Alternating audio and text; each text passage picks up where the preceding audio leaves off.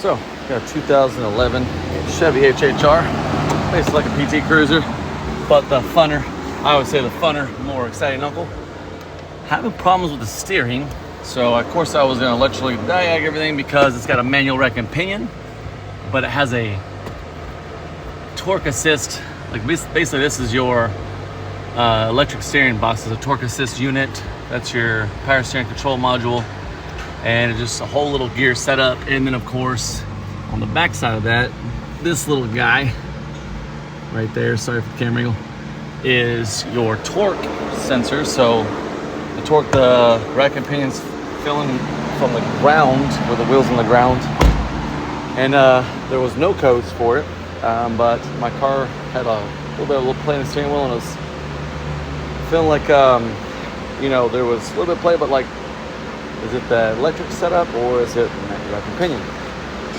Jack the car up, you know, you start checking your wheels like you would for tie rods, you know, 9 and 3 on your hands, and start shaking it back and forth. Everything felt good.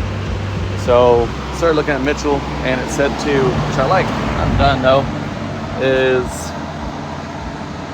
mark the steering wheel, took the shaft off of the column right there, marked the shaft, marked the column, and turn the key on, and you know, the steering wheel disconnected from the rack. The steering wheel operated perfectly fine.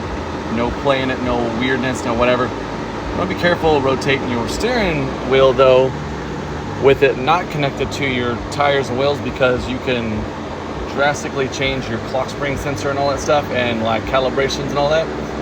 So be careful doing that. Mark it, make sure you know where you're at, where you started, where you go back. You still take a risk of messing up the clock spring. However, what happened was, with the rack unhooked and everything, this bad boy shows too much play in her. Let's step on that, so ease the video. And this right here is like going in and out. So inside here, that gear's real wore out, and it's allowing the shaft to slide.